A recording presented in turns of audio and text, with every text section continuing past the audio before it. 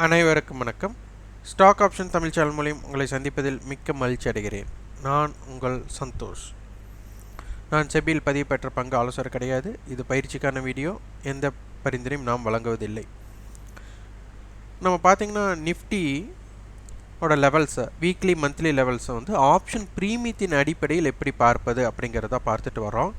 இதில் news Bairstow சார்ட்டோ இண்டிகேட்டர்ஸோ நம்ம எதுவுமே நம்ம இதற்குள் பார்ப்பது கிடையாது. முழுக்க ஆப்ஷன் ப்ரீமியத்தின் அடிப்படையில் தான் பார்க்க போகிறோம். ஸோ இந்த வாரம் எதற்கு வாய்ப்பாக அமையும் அப்படிங்கிறத பார்க்கலாம்.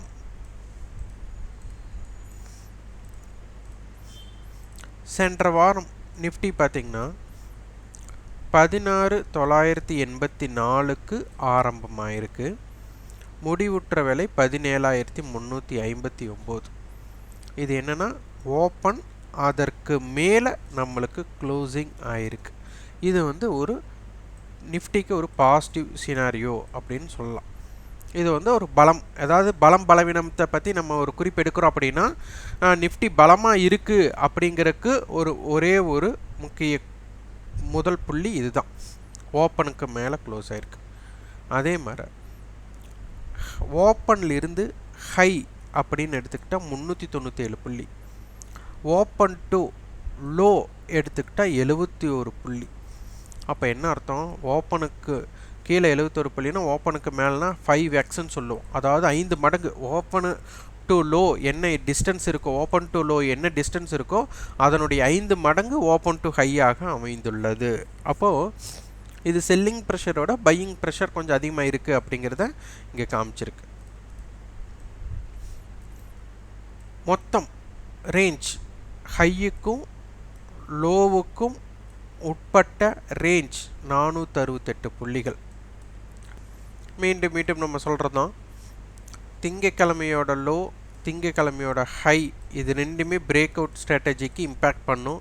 அப்படிங்கும்போது அதற்கு அடுத்த நாள் அதை விட ஒரு 5 புள்ளிகள் லோ பண்ணிவிட்டு அதற்கப்புறம் மேலே வந்திருக்காங்க. அதற்கப்புறம் நம்மளுக்கு வந்து 17,091 பிரேக் பண்ணவங்க நம்மளுக்கு எவ்வளோ மட்டும் மேலே வந்திருக்காங்க தெரியும்.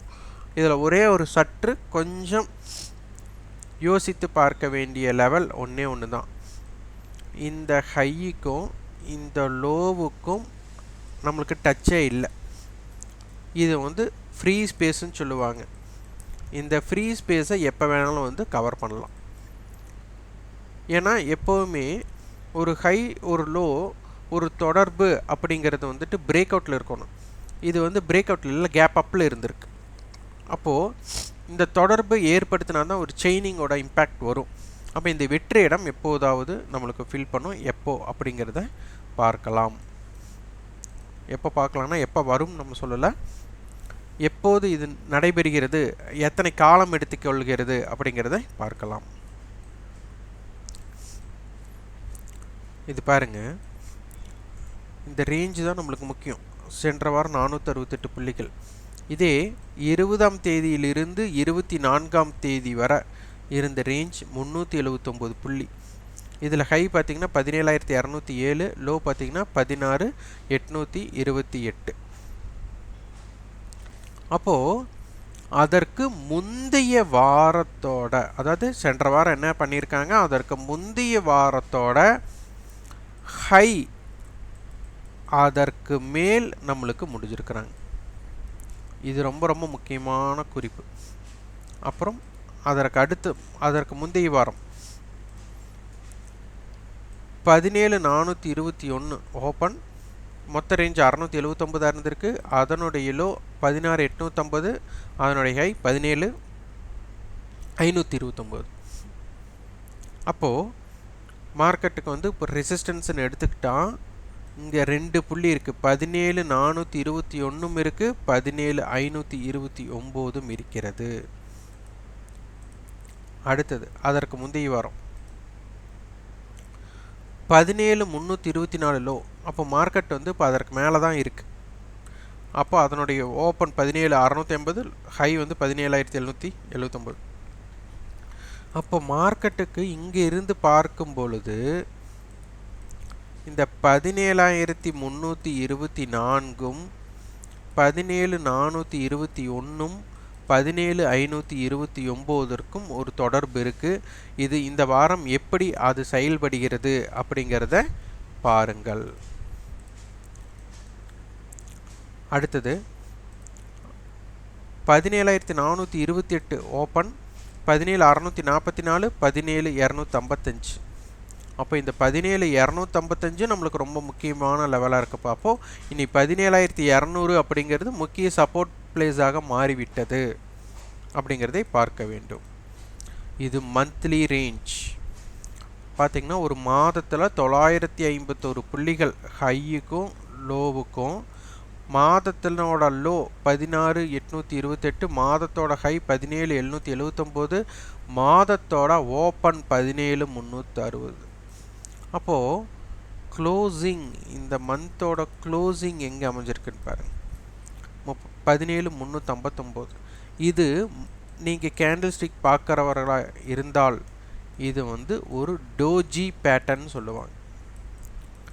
எங்கே ஆரம்பம் ஆயிருக்கோ அதே இடத்தில் வந்து முடிவு பெறுவது டோஜி பேட்டர்ன். இதனுடைய அர்த்தம் என்னென்னா, அதற்கு முந்தைய இதை வந்து ஒரு ட்ரெண்டை வந்துட்டு டிசைட் பண்ணக்கூடிய விஷயம் இதற்கு உண்டு இந்த டோஜி பேட்டர்னுக்கு. அப்போ இதனுடைய ஹையோ இதனுடைய லோவோ பிரேக் பண்ணும்போது அதோட மொமெண்டம் பயங்கரமாக இருக்கும் அப்படிங்கிறது. அப்போ இதன் அடிப்படையில் பார்த்தா மார்க்கெட்டோட ஹை 17,779, லோ 16,828. அப்போது இந்த ஹை ஆர் லோ பிரேக் பண்ணும்போது என்ன நடக்குது அப்படிங்கிறத பார்க்கணும். ஏன்னா மந்த்லியில் ஒரு டோஜினா அது வந்து ஒரு மார்க்கெட்டுக்கு ஒரு முக்கிய புள்ளியாக இருக்க போகிறது.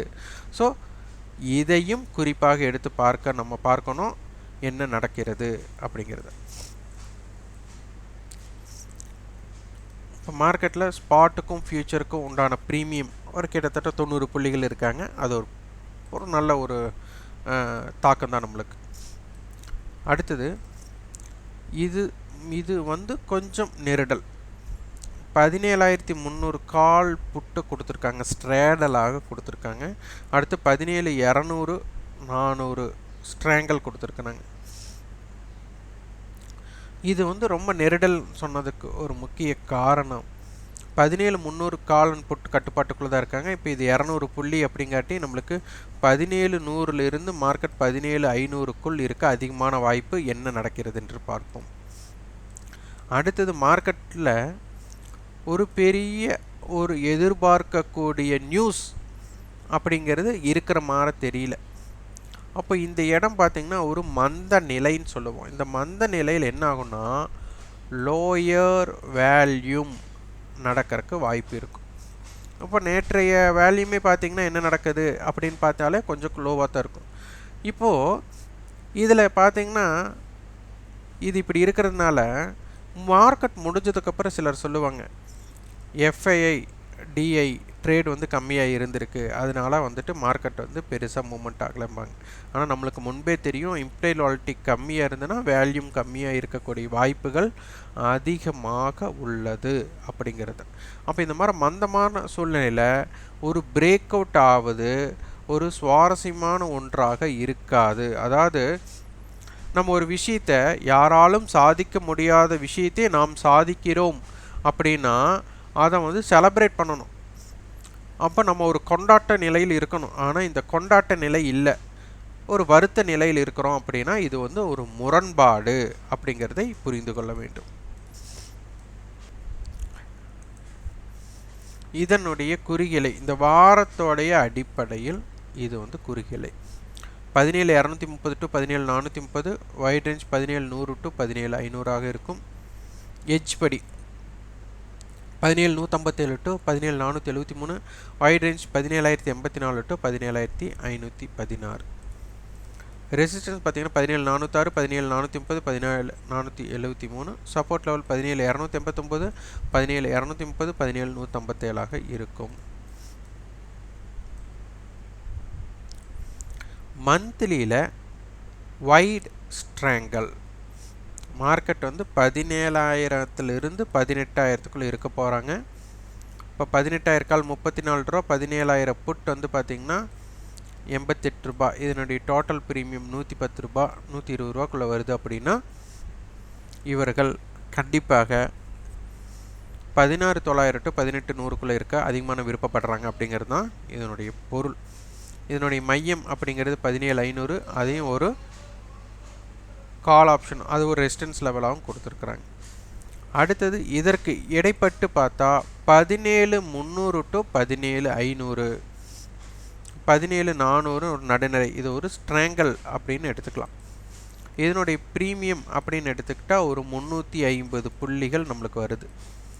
அப்போ இது 350 புள்ளிகள்னா 17,000 350 புள்ளிகளை கழிச்சோம்னா 16,950, 17,500 350 ஆட் பண்ணால் 17,850. அப்போ மார்க்கெட் இதற்குள் இருக்க விருப்பப்படுகிறார்கள் அப்படிங்கிறது தான் இதனுடைய பொருளாக இருக்கும். இதுவும் பார்த்து பாருங்கள். இது மந்த்லி, இந்த மந்த்லியிலேயே இம்ப்ளைட் வாலிட்டி குறைவாக இருக்குது, மந்த நிலையாக இருக்குது. இதுவும் ஒரு சுவாரஸ்யம் இன்மையாக இருக்கிறனால இந்த மாதம் எப்படி இருக்க போகிறது அப்படிங்கிறதை பார்க்கலாம். ஆனால் இது வந்து ஒரு ரிசல்ட் மாதம். அப்போ ரிசல்ட் மாதம் ஒரு கொண்டாட்டமாக இருக்கணும். அப்போது இது மாற்றம் அடைகிறதா அப்படிங்கிறதையும் ஆய்வு செய்துவார்கள்.